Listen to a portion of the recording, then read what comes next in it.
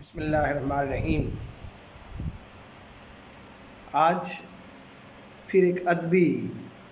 بیٹھک ہوگی آپ سے۔ چھوٹی سی بات ہے، کچھ شعر ہیں، لیکن آج جو بات ہے نا وہ تخلیقی طور پہ بڑی مقدس بات ہے۔ ہم شاعروں کے شعر پڑھتے ہیں اور پڑھ کے گزر جاتے ہیں، کبھی سوچے ہی نہیں کہ یہ شعر بنتے کیسے ہیں۔ یقین کریں یہ خون جگر لگتا ہے۔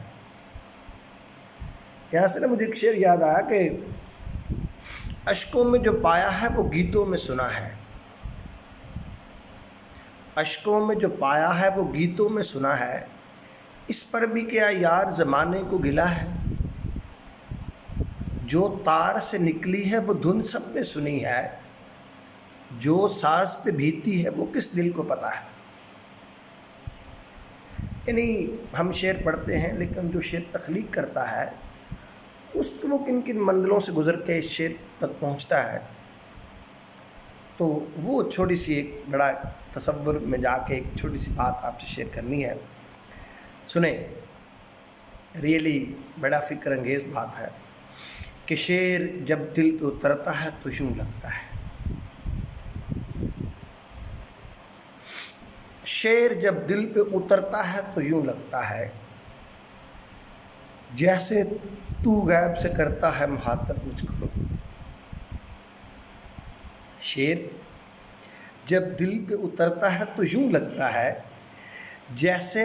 تو غیب سے کرتا ہے مخاطب مجھ کو۔ اور پھر سرسر اعلام سے بکھرا ہوا ذہن، یعنی دنیا کے مسائل میں پھر سرسر اعلام سے بکھرا ہوا ذہن چند لمحات میں کرتا ہے مرتب خود کو، چند لمحات میں کرتا ہے مرتب خود کو، جیسے دھرتی سے کوئی شخص اڑاتا ہے پتنگ، جیسے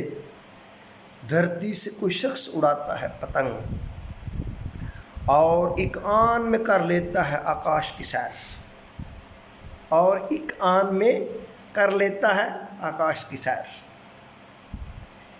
جیسے محبوب کے پیکر کا تصور کر کے،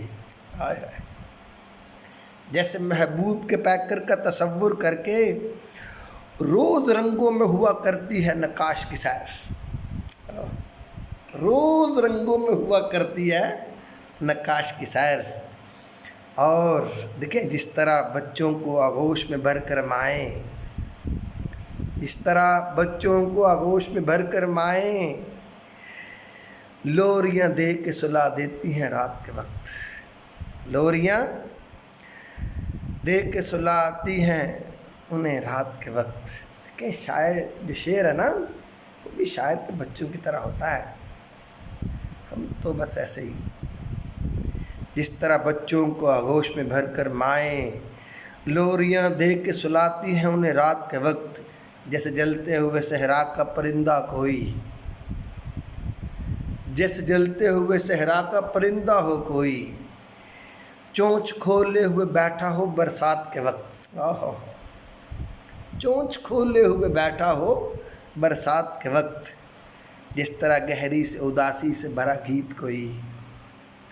جس طرح گہری اداسی سے بھرا گیت کوئی، شتر بانوں کے لیے رخت سفر ہوتا ہے، شتر بانوں کے لیے رخت سفر ہوتا ہے، جس طرح گاؤں کے آنگن میں کسی چرخے کی کوک کا کاٹنے والی پہ اثر ہوتا ہے۔ خوبصورت شعر ہے، کمال کا شعر۔ جس طرح گاؤں کے آنگن میں کسی چرخے کی کوک کا کاٹنے والی پہ اثر ہوتا ہے۔ اب شعر کی طرف آتے ہیں، اور سخن ایسے ہے جیسے کوئی سازندہ، اور سخن ایسے ہے جیسے کوئی سازندہ جو سر شام ہر ایک ساز کو سر کرتا ہے۔ اب آیا شعر، پھر ذہن کی بول بلیوں سے نکل کر آخر منزل مل گئی، ذہن کی بول بلیوں سے نکل کر آخر حرف جب شعر کے پیکر میں کبھی ڈھلتا ہے، حرف جب شعر کے پیکر میں کبھی ڈھلتا ہے، اب خوشی کیا ملتی ہے، تخلیق کار کو کیا خوشی ملتی ہے؟ سنیں کہ جیسے کسی دلہن کی